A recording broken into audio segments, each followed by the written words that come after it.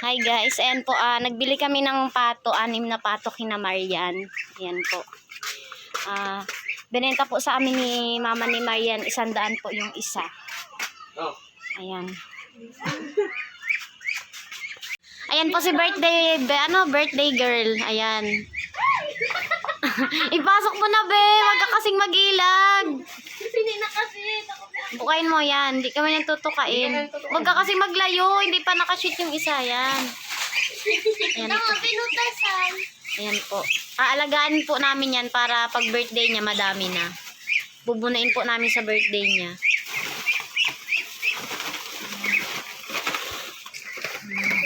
Meron daw kutsilyo.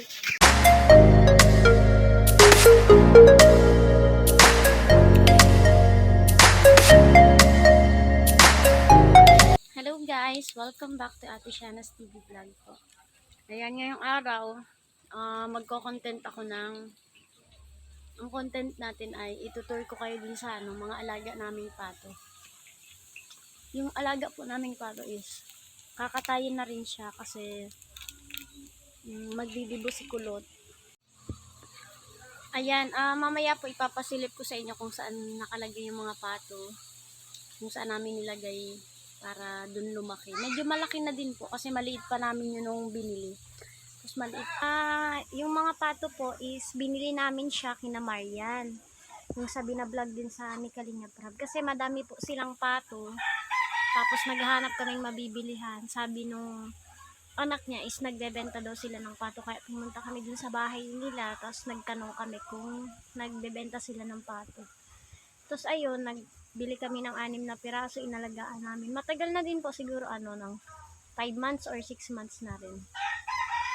Basta matagal na, tapos malalaki na sila ngayon. Kaya sa darating na 18th birthday ni Kulot, kakatayin namin siya para panghanda.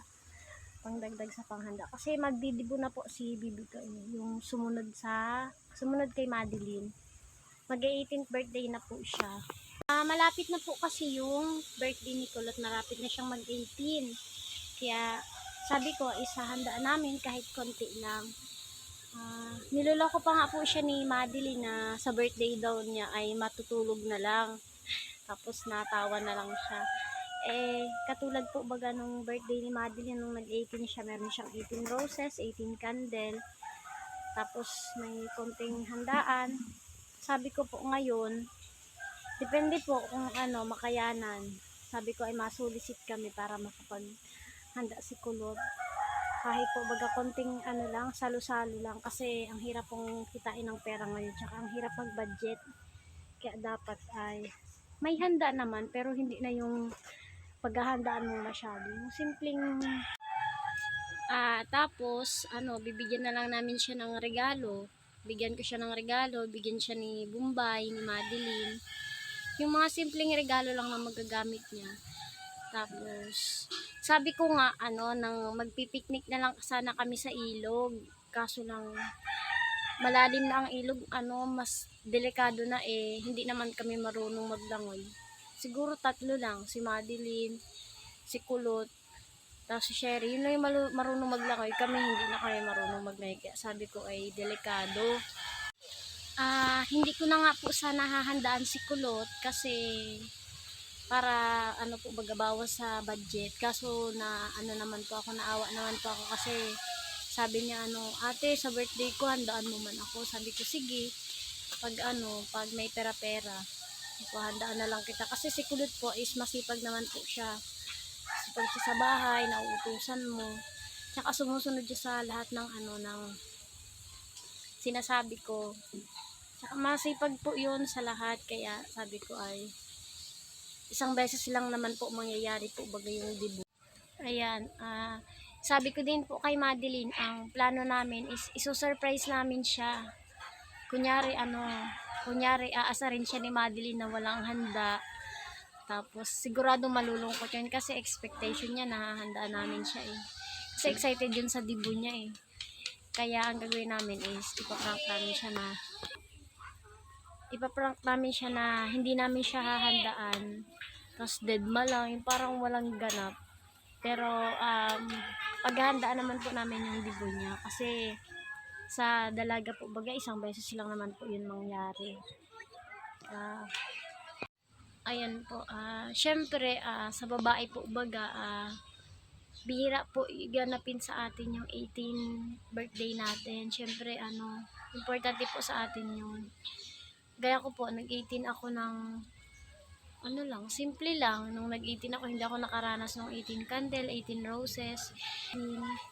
Si Bombay naman po, nung nag-18 siya, hindi ko alam, limot na din ako kung anong naging tema. Pero si Madeline pa lang po yung nakakaranas sa amin mag-18 candle, 18 roses. Kaya si Kulot po, gusto din po sana niya na magkaroon ng ganun. Kahit yung simple lang po, yung gaya lang kay Madeline. Yan, wag mo kainin, yan. Tapon mo sa kanila.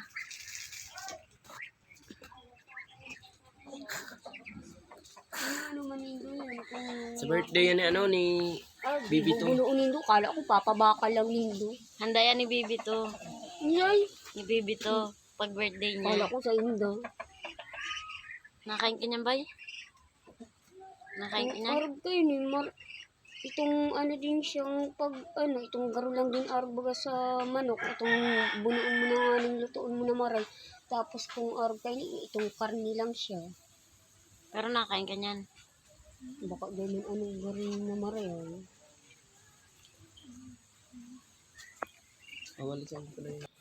At ayun na po nga, pagkatapos pakainin ni Bombay, ayun, hinadangan na namin ulit siya ng net.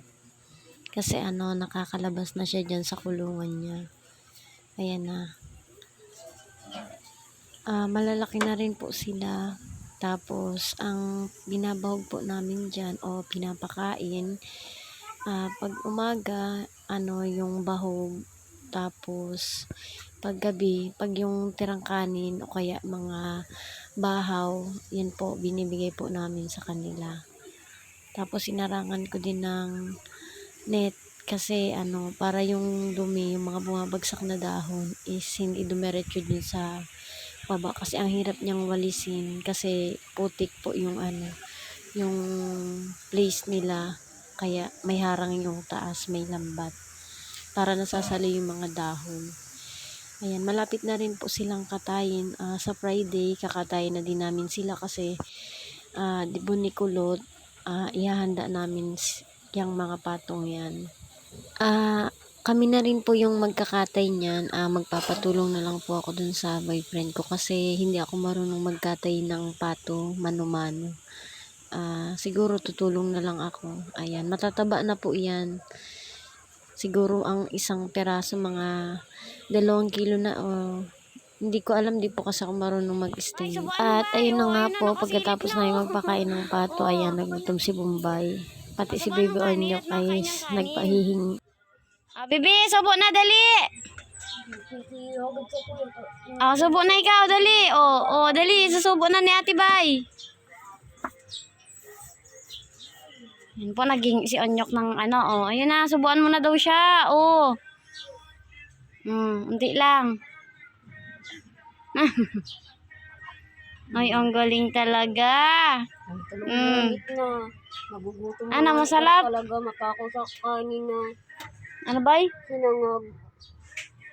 Ano? Ang tulang hungit ko na, o di arga niyo, matako na garo sa kanin. Gusto na nga ng kakan. Gusto na nga niya ng kanin. Hungit ko na. Pwede niya ng kanin, unti-unti bilang. Magugutom na nga garo. Bibi, subo ikaw, dali, subo. Ayan naman, nakasilip na naman, Dapat pinapakakanan din pag na ka mo. Dahil na, subo na kay Ate Bay. Ayan na. Oy, talaga. Nagpapakit pa. Sige, subo mo. Magkabati po sila ngayon. Hindi sila magkaaway.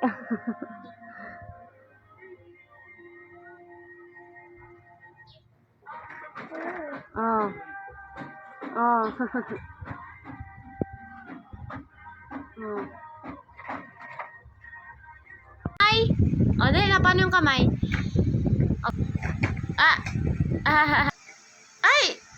Ay!